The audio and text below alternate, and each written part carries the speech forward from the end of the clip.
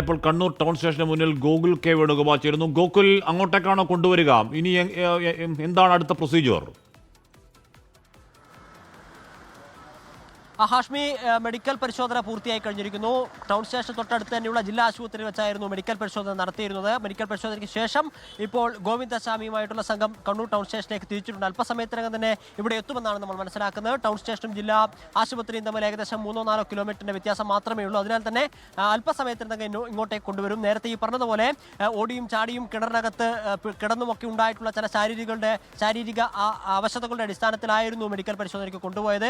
അങ്ങോട്ടേക്ക് കൊണ്ടുപോയി മെഡിക്കൽ പരിശോധന പൂർത്തിയായി അല്പസമയത്തിനകം തന്നെ കണ്ണൂർ ടൗൺ സ്റ്റേഷനിലേക്ക് എത്തിക്കുമെന്നാണ് നമ്മൾ മനസ്സിലാക്കുന്നത്. പോലീസ് ഉദ്യോഗസ്ഥർ ഉൾപ്പെടെയുള്ള സംഘം ഗോവിന്ദസ്വാമിയെ ഇങ്ങോട്ടേക്ക് എത്തിക്കുന്നത് കാത്തിവിടെ നിൽക്കുന്നുണ്ട്. ഏതാനും നിമിഷങ്ങൾക്കകം തന്നെ ഇവിടെ എത്തും. നേരത്തെ ഇവിടെ നിന്നായിരുന്നു ഗോവിന്ദസ്വാമിയെ മെഡിക്കൽ പരിശോധനയ്ക്കായിട്ട് ജില്ലാ ആശുപത്രിയിലേക്ക് കൊണ്ടുപോയിട്ടുണ്ടായിരുന്നത്. ഈ പറഞ്ഞതുപോലെ കൊടിയ ക്രിമിനലായിട്ടുള്ള വ്യക്തി, 6 മണിക്കൂറോളം ഒരു സംസ്ഥാനത്തെ ആകെ മുൻമുനയിൽ നിർത്തിയ വ്യക്തി, വലിയ പരിശോധനയ്ക്കൊടുവിൽ നാട്ടുകാരുടെയും പോലീസിന്റെയും തൊഴിലാളികളുടെയും ഒക്കെ സജീവമായ പങ്കാളിത്തത്തിന്റെ അടിസ്ഥാനത്തിൽ അയാളെ പിടികൂടാൻ നമുക്ക് സാധിച്ചു. മെഡിക്കൽ പരിശോധനയൊക്കെ പൂർത്തിയായി. ഇനി ഈ പറഞ്ഞതുപോലെ ചില നടപടികളൊക്കെ പൂർത്തിയാക്കേണ്ടതുണ്ട്. ഇയാളുടെ പേരിൽ ജയിലിൽ നിന്ന് ചാടിയതുൾപ്പെടെയുള്ള കുറ്റകൃത്യങ്ങളുടെ പേരിൽ പുതിയ കേസുകളൊക്കെ രജിസ്റ്റർ ചെയ്യും. അതിനൊക്കെ ശേഷമായിരിക്കും ഇയാളെ കോടതിയിൽ ഹാജരാക്കുക. അത്തരം നടപടികളാണ് ഇവിടെ പുരോഗമിക്കുന്നത്.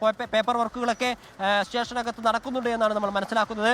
അതിനിടയിലായിരുന്നു ചില ശാരീരിക അസ്വസ്ഥതകൾ ഇയാൾക്ക് അനുഭവപ്പെട്ടത്. അതിന്റെ അടിസ്ഥാനത്തിൽ ജില്ലാ ആശുപത്രിയിലേക്ക് കൊണ്ടുപോവുകയും അവിടെ മെഡിക്കൽ പരിശോധന പൂർത്തിയാക്കുകയും ഒക്കെ ചെയ്തിട്ടുണ്ട്. നമ്മൾ ആ ദൃശ്യങ്ങളിൽ കാണുന്നു. ഗോവിന്ദസ്വാമിയെ ഇപ്പോൾ ടൗൺ സ്റ്റേഷനിലേക്ക് കൊണ്ടുവരികയാണ്. ഇതാ മെഡിക്കൽ പരിശോധനയ്ക്ക് ശേഷം ജില്ലാ ആശുപത്രിയിലായിരുന്നു മെഡിക്കൽ പരിശോധന നടത്തിയത്. അതിനുശേഷം ഗോവിന്ദസ്വാമിയെ ടൗൺ സ്റ്റേഷനിലേക്ക് കൊണ്ടുവരുന്ന ദൃശ്യങ്ങളാണ്. ഈ വാഹനത്തിൽ ഗോവിന്ദസ്വാമിയുണ്ട്. 6 മണിക്കൂറോളമാണ് നമ്മളെ എല്ലാവരെയും മുൻമുനയിൽ നിർത്തിയത്. പിന്നീട് വലിയ സാഹസത്തിനൊടുവിൽ കിണറിനകത്ത് നിന്ന് ഗോവിന്ദസ്വാമിയെ പിടികൂടാൻ നമുക്ക് സാധിച്ചു. അയാളെ ചെറിയ ശാരീരിക അസ്വസ്ഥതകളൊക്കെ കാണിച്ചതിന്റെ അടിസ്ഥാനത്തിൽ അയാളെ മെഡിക്കൽ പരിശോധനയ്ക്ക് കൊണ്ടുപോയതായിരുന്നു. നമുക്കറിയാം, മുഖത്ത് താടിയൊക്കെ വെച്ചിട്ടാണ് ഗോവിന്ദസ്വാമിയെ നമ്മൾ കാണുന്നത്. സാധാരണ ഒരു തടവുള്ളിയെ കാണുന്ന ഒരു ദൃശ്യമല്ല, അത്തരത്തിലുള്ള ഒരു സമീപനമല്ല അയാൾ കാണാൻ സാധിക്കുന്നത്. താടിയൊക്കെ വെച്ച് നമ്മൾ നേരത്തെ ലുക്കൌട്ട് നോട്ടീസ് പുറപ്പെടുവിച്ച സമയത്ത്, അല്ലെങ്കിൽ ഇയാളെ കാണാനില്ല എന്ന് പറഞ്ഞ സമയത്ത് ഒരു കറുത്ത പാന്റും കറുത്ത ഷർട്ടും ധരിച്ചിട്ടായിരുന്നു ഗോവിന്ദസ്വാമിയെ കാണാനില്ല എന്ന് പറഞ്ഞിരുന്നത്. ഇപ്പോൾ ആ ഡ്രസ്സുകളൊക്കെ മാറ്റിയിട്ടുണ്ട്. ടൗൺ സ്റ്റേഷനകത്തേക്ക് അയാളെ കയറ്റിയിട്ടുണ്ട്. ഇനി ഈ ജയിൽ ചാടിയത് ഉൾപ്പെടെയുള്ള വകുപ്പുകൾ ചാർത്തിയതിന്റെ അടിസ്ഥാനത്തിൽ ഇനി കോടതിയിലേക്ക് കൊണ്ടുപോകും. അതിനു മുമ്പുള്ള നടപടിക്രമങ്ങളാണ് ഇവിടെ നടന്നുകൊണ്ടിരിക്കുന്നത്. ഇപ്പോൾ ഇൻസ്പെക്ടറുടെ ഓഫീസിലേക്കാണ് ഗോവിന്ദസ്വാമിയെ കയറ്റിയിട്ടുള്ളത്. മെഡിക്കൽ പരിശോധന പൂർത്തിയായി കഴിഞ്ഞിരിക്കുന്നു.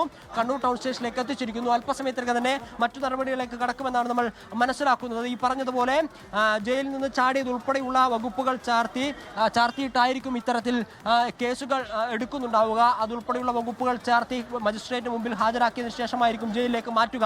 ഇനി സുരക്ഷാ വീഴ്ച ഉൾപ്പെടെയുള്ള കാര്യങ്ങൾ സംഭവിച്ചതിനാൽ മറ്റേതെങ്കിലും ജയിലിലേക്ക് മാറ്റുമോ എന്നുള്ള കാര്യത്തിലും ഉറപ്പുവരുത്തേണ്ടതുണ്ട്. എന്തായാലും ഗോവിന്ദസ്വാമി വീണ്ടും കണ്ണൂർ ടൗൺ സ്റ്റേഷനിലേക്ക് എത്തിയിരിക്കുകയാണ്. നടപടിക്രമങ്ങളൊക്കെ ഇവിടെ ടൗൺ സ്റ്റേഷനകത്ത് പുരോഗമിച്ചുകൊണ്ടിരിക്കുകയാണ്.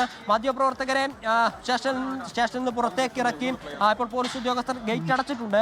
ടൗൺ ഇൻസ്പെക്ടർ ഉൾപ്പെടെയുള്ള ആളുകൾ ഇവിടെ ഉണ്ട് എന്നാണ് നമ്മൾ മനസ്സിലാക്കുന്നത്. എന്തായാലും ഗോവിന്ദസ്വാമിയെ പിടികൂടിയിരിക്കുന്നു. അയാളെ മെഡിക്കൽ പരിശോധന പൂർത്തിയായിരിക്കുന്നു. അയാളെ വീണ്ടും ടൗൺ സ്റ്റേഷനിലേക്ക് എത്തിച്ചിരിക്കുന്നു. ഇനി മറ്റു നടപടിക്രമങ്ങളാണ്. ഈ കേസ് ഉൾപ്പെടെയുള്ളവ ചുമത്തേണ്ടതുണ്ട്, ചാർത്തേണ്ടതുണ്ട്. ആ വകുപ്പുകളൊക്കെ ഇനി ഇയാൾക്ക് ഒരു പരിശോധന ആവശ്യം വരില്ലേ? ചോദ്യം ചെയ്യൽ വേണ്ടി വരില്ലേ? എങ്ങനെയാണ് ജയിൽ ചാടിയത്? അതിനുള്ള പ്രൊസീജിയർ എങ്ങനെയായിരുന്നു മോഡസ് ഓപ്പറാണ്ടി? കിട്ടിയ സഹായം എന്തൊക്കെ ചോദ്യം ചെയ്യണ്ടേ പോലീസിന്?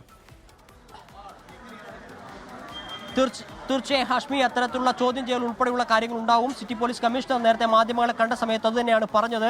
നമ്മൾ ചില ആശങ്കകളൊക്കെ ആദ്യം തന്നെ പങ്കുവച്ചിരുന്നു. ആദ്യം ജയിൽ മേധാവി പറഞ്ഞ സമയത്ത് ഒരുപാട് ദിവസങ്ങൾ നീണ്ട പരിശ്രമത്തിനൊടുവിലാണ് ഈ സെല്ലിന്റെ കമ്പി മുറിച്ചത് എന്നായിരുന്നു അദ്ദേഹം നമുക്ക് നൽകിയ ഒരു ടെലിയിൽ തന്നിട്ടുണ്ടായിരുന്നത്. ആ വക കാര്യങ്ങളൊക്കെ ചോദ്യം ചെയ്യേണ്ടിയിരിക്കുന്നു. എവിടെ നിന്നാണ് ഈ പറഞ്ഞ വലിയ കമ്പി മുറിക്കാൻ ആവശ്യമായിട്ടുള്ള ആയുധങ്ങൾ ഇയാൾക്ക് കിട്ടിയത്? വളരെ അതീവ സുരക്ഷയുള്ള ജയിലിലെ അതീവ സുരക്ഷാ ഭാഗത്ത് നിന്ന് ഇയാൾ രക്ഷപ്പെട്ട് പുറത്തേക്ക് പോകുന്നു. പുറത്തേക്ക് പോയി മണിക്കൂറുകൾ കഴിഞ്ഞതിന് ശേഷവും ഇയാൾ പോയി എന്ന് ഈ പറഞ്ഞതുപോലെയുള്ള അവിടെയുള്ള ജയിൽ വാർഡന്മാർക്ക് മനസ്സിലാവാൻ സാധിച്ചിട്ടില്ല. അതിന്റെ അടിസ്ഥാനത്തിൽ 3-4 ഉദ്യോഗസ്ഥരെ സസ്പെൻഡ് ചെയ്തിട്ടുണ്ട് എന്നും നമ്മൾ ഈ ഘട്ടത്തിൽ മനസ്സിലാക്കുന്നുണ്ട്. അത്തരത്തിലുള്ള കാര്യങ്ങളൊക്കെ നടക്കേണ്ടിയിരിക്കുന്നു. എത്ര നാൾ നീണ്ട പരിശ്രമത്തിനൊടുവിലാണ്, അല്ലെങ്കിൽ എത്തരത്തിലുള്ള ആസൂത്രണമാണ് ഇയാൾ നടത്തിയത് എന്ന കാര്യങ്ങളെക്കുറിച്ചൊക്കെ വിശദമായ അന്വേഷണം എന്തായാലും ഉണ്ടാവും. അതിനൊക്കെ ശേഷമായിരിക്കും മറ്റു നടപടികളിലേക്ക് കടക്കുക. ഈ പറഞ്ഞതുപോലെ ഒരു കൈ മാത്രമുള്ള വ്യക്തിയാണ്. ഒരുപാട് നാളുകളായിട്ട് ഒരു കൈ മാത്രം ഉപയോഗിച്ച് ജീവിച്ച വ്യക്തിയായതുകൊണ്ട് ഒരുപക്ഷെ ആ ജീവിത സാഹചര്യവുമൊക്കെയായി അയാൾ പൊരുത്തപ്പെട്ടിട്ടുണ്ടാവാം. പക്ഷേ ഇത്തരത്തിലുള്ള ഒരു പരിശ്രമം നടക്കുന്നു. വലിയ 2 കമ്പികൾ മുറിച്ചു മാറ്റി പുറത്ത് കടക്കുന്നു. ഈ കമ്പികളൊക്കെ മുറിക്കുന്ന സമയത്ത് സ്വാഭാവികമായിട്ടും ശബ്ദമൊക്കെ കേൾക്കേണ്ടതാണ്. 24 മണിക്കൂറും ഡ്യൂട്ടിയിൽ ഉദ്യോഗസ്ഥർ ഉണ്ടാവേണ്ട സ്ഥലമൊക്കെയാണ് ജയിൽ വാർഡന്മാർ ഉണ്ടാവേണ്ടതാണ്. അവരുണ്ടായിരുന്നോ ഇല്ലയോ എന്നതിനെ സംബന്ധിച്ച സ്വാഭാവികമായിട്ടുള്ള ചോദ്യം ചെയ്യലുകളും അന്വേഷണമൊക്കെ നടക്കേണ്ടതാണ്. ജയിൽ വകുപ്പിന്റെ ഭാഗത്തുനിന്നും പോലീസിന്റെ ഭാഗത്തുനിന്നും അത്തരത്തിലുള്ള അന്വേഷണം ഉണ്ടാകുമെന്ന് തന്നെയാണ് നമ്മൾ മനസ്സിലാക്കുന്നത്. ഇക്കാര്യങ്ങളൊക്കെ മനസ്സിലാക്കേണ്ടിയിരിക്കുന്നു. അങ്ങനെ ഈ 10-ാം ബ്ലോക്കിൽ നിന്ന് ഇയാൾ പുറത്തിറങ്ങിയതിനു ശേഷം വലിയൊരു മതിൽ, അതിന് തുണികളൊക്കെ കൂട്ടിക്കെട്ടി മതിലിന് മുകളിലുള്ള ഫെൻസിങ്ങിലേക്ക് വലിച്ചെറിയുകയാണ്. അതിൽ വലിഞ്ഞു കയറി രക്ഷപ്പെടുന്നു. 6 മണിക്കൂറുകൾക്ക് ശേഷമാണ് ഇയാൾ ജയിലിൽ നിന്ന് പുറത്തു പോയി എന്ന് അല്ലെങ്കിൽ രക്ഷപ്പെട്ടു എന്ന് മനസ്സിലാക്കുന്നത്. അപ്പോൾ അത്തരത്തിലുള്ള അന്വേഷണങ്ങളൊക്കെ സ്വാഭാവികമായി നടക്കും. ഗോവിന്ദച്ചാമിയിൽ നിന്ന് ഉൾപ്പെടെ മൊഴിയെടുക്കും. എത്ര ദിവസമായി ഇത്തരത്തിലുള്ള പരിശ്രമങ്ങൾ നടക്കാൻ തുടങ്ങിയിട്ട് എന്ന് ഉൾപ്പെടെയുള്ള കാര്യങ്ങൾ അറിയേണ്ടിയിരിക്കുന്നു. കാരണം വളരെ പെട്ടെന്ന് ഒരു ദിവസം 1-2 മണിക്കൂറുകൾ കൊണ്ട് ഒരു ആക്സോ ബ്ലേഡോ ഒന്നും മറ്റോ ഉപയോഗിച്ച് കഴിഞ്ഞാൽ ഈ ജയിലിന്റെ കമ്പി മുറിക്കാൻ സാധിക്കില്ല എന്ന് നമുക്ക് നിസ്സംശയം പറയാൻ വേണ്ടി സാധിക്കും.